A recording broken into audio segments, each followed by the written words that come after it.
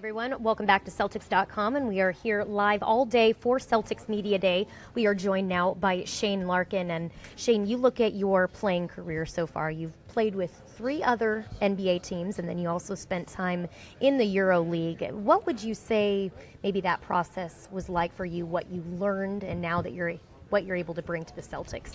I think each year, each different team, each different coach, you get something new to your game. Obviously, I've played in a lot of different systems. I've played in a lot of different offenses with a lot of different players now. So I think I can bring a lot of different things to our team. I'm not a guy who goes out there and necessarily says, all right, tonight I'm just going to try to score 20 points. Tonight I'm going to try to have 10 assists. I go out there and I just try to do whatever's best for the team. One night I may go out there and have a bunch of points, or I might have a bunch of assists, but whatever it is on any given night, I'm going to try to be the best I can for the team. Playing in those different systems, how does that help with your versatility and maybe that confidence that you have coming in now? It definitely helps.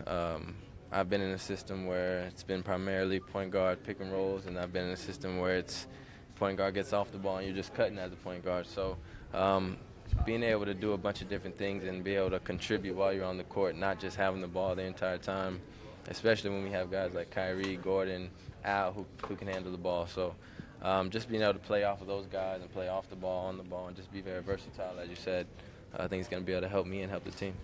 Now, Amanda touched on it. You played overseas last season. You played on a few different NBA teams so far. You come into this training camp, and what are you thinking that you need to do to kind of carve out a niche and be in the NBA full-time? You're not going overseas anymore. Right. Like, this is your spot. What do you need to do for that? Well, I've talked to several people, several GMs, and the thing they tell me is just to become more of a defensive pest. And that's something I really focused on this summer, with getting my legs ready to pick up 94 feet and just use my size to my advantage.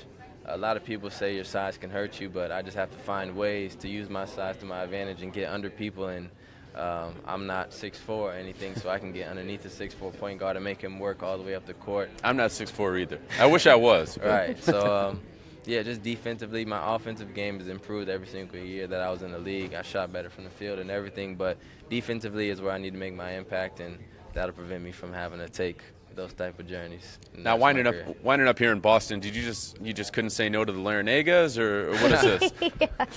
Larinagas have definitely been good to me. Some of my best basketball of my career has been under a Larinaga, so hopefully I can reenact that here in Boston. Do you think Jay might be similar to his dad? Yeah, in many ways. They have the same exact laugh. They talk the exact That's same. scary. That's scary. So they have a lot of similarities, and obviously Jay is a great coach. He's young, and he's going to continue to grow and become better, and hopefully one day he's a head coach. So Give you guys a little context. Shane played at Miami under Jay Larinaga's father, and Jay is an assistant coach here on the Celtics, if you guys did not know that. So a little bit of fun fact there. Of the day. Fun fact of the day. But you had mentioned, being undersized, and that's been a concern for a few, coaches and everything like that. Yeah. But do you ever look at what Isaiah Thomas was able to do, and obviously hear the success he had in using that as an example, playing maybe with a chip on your shoulder that way? Definitely.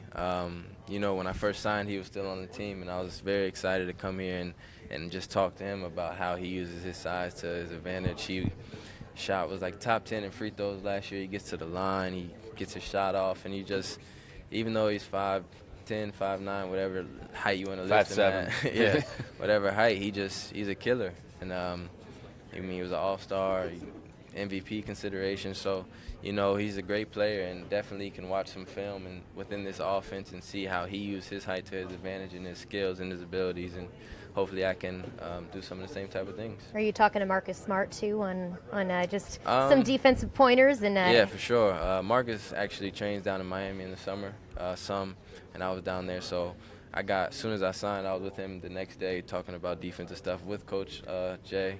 And just learning, he's one of the best defensive players in the league, so just learning from him and talking to him about how he goes about it physically and mentally, definitely going to help me this season. I'm going to back up a little bit to the beginning of the conversation. We talked about you playing overseas. I'm just curious, from your perspective, what's it like going overseas? I mean, you're going to a new country, to a new team, you don't know anyone over there. What's that entire experience like for a young guy like you? It was definitely an experience. I really didn't know what I was getting myself into. I just knew that I wanted to go somewhere and play a lot of minutes and become a better basketball player. I thought that was the best opportunity for me. And I mean, it was an experience. It's a much different game than the NBA. There's no ISOs. There's no just one guy shoots 20 shots a game. It's very team oriented, and it was good. I mean, I had a great team, great coach. I had a lot of fun, and it definitely helped with my confidence going over there. And I hadn't been the man of a team since college, so going over there as the American player, they tell you you're responsible at the end of the game to make the plays or make the big shots and be our leader. So it was good to go over there and get that type of experience and grow more confidence, and now use that confidence to come back over here and play the game that I'm supposed to. Now, that's all the on-the-court stuff. What about the off-the-court stuff? Oh, yeah. I mean, I was in Spain. Had to be a little bit different. Yeah. A little bit different speed of life over there. Yeah, it's definitely different. Actually, it's very peaceful, though. My city was very peaceful, very, very chill, and everybody's relaxed. We just got a soccer team the first year I was there, so the city was very behind the basketball team, and the fans were amazing. One of the best fan bases in the Euroleague. They were crazy every single game, so it was definitely a great experience, and I'm happy that I went over there. And both basketball, I believe I got way better, and off the court, I think I just grew as a human and just matured and everything. Yeah, I was by myself. I had to figure out just how you had to make friends, yeah. right? Like usually that's just a thing that happens. Yeah. Like you go to college, you got your college teammates, right? And now you it's come just in the like NBA. going to college, but just different language. It was a good experience, though. Did you get out to see the rest of Spain? I love Spain. I've been there a few times. Yeah, I mean, there's two different leagues you play in overseas. You play in the Euroleague and you play in the domestic league. And so we traveled to all the cities in Spain, and Spain's a beautiful place. Great culture, great people, great food. So Great food. yeah, so I I feel like you're ready to go back already, just for a vacation, though. yeah. Vacation. Hopefully I can make it back for If ready to anyone's go for a smart, they're going on vacation, vacation to too. Spain Yeah. because go to the islands. Yeah, Go to the islands. definitely. But since coming to the Boston Celtics, you had said that you felt this team is not only going to help you become a better player, but also help you grow as a man. What do you mean by that? Explain that more. I just think that this team is obviously talented, but they also demand a lot of you in terms of accountability. We had a team meeting today, and coach was just explaining all the things that it takes to be a Boston Celtic player and what he demands of his players. And I think being here is good for my career. I'm still young, 24, so I still can grow a lot as a player, as a man, and just being here with the team that holds everybody accountable. Everybody knows their role. Everybody's been here for a couple of years, so everybody kind of has a set schedule of how they go about their stuff, and having to implement yourself into that and figure out how you work in ways that you can help the team on and off the court. I think those are the ways that I can grow as a man as well as a player. Can you go into a little more depth in what Brad talked to you guys about this morning? You said that what it means to be a Boston Celtic, what it means to play for this team. Right. What does it mean? Like, what did he tell you guys? It's just you got to be responsible, respectful of the guys who are hanging in the rafters. Hard work, grit, grind. Like, go out there, play hard every single day, every single game, every single minute.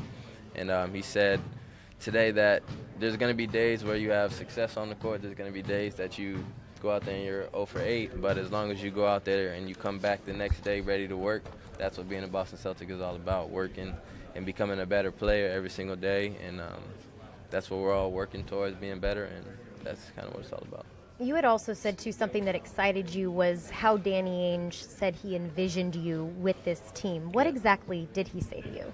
I mean, I don't want to talk about the specifics of our conversation. Broad strokes here. Right. Just give us a broad answer. But he said they've been a fan of my game since I came out of school a couple years ago.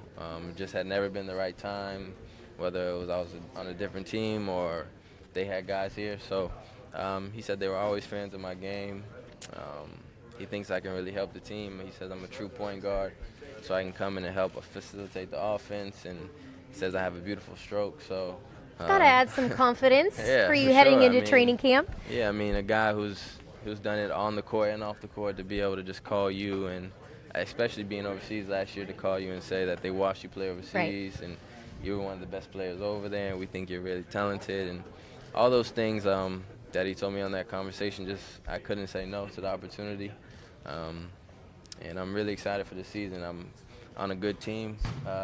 I've been on some pretty bad teams thus far in my career and gone through a lot of losing. And, I mean, in a lot of ways that helps you grow as well, but it does something to you when you lose a lot of games. And I'm glad that I'm on a good team now with a good situation, and looking forward to the season, man. I'm really excited. Yeah, we're Help to glad make to it a have great you team, here. not a good team. Help to make it a great team. Exactly. That's what we're hoping for. Exactly, for sure. Thank you so much for your time. We really appreciate it. Thank you for Thanks, having Shane. me. Great meeting you, man. Can't wait to thank see you you. it the rest of the year. Appreciate it.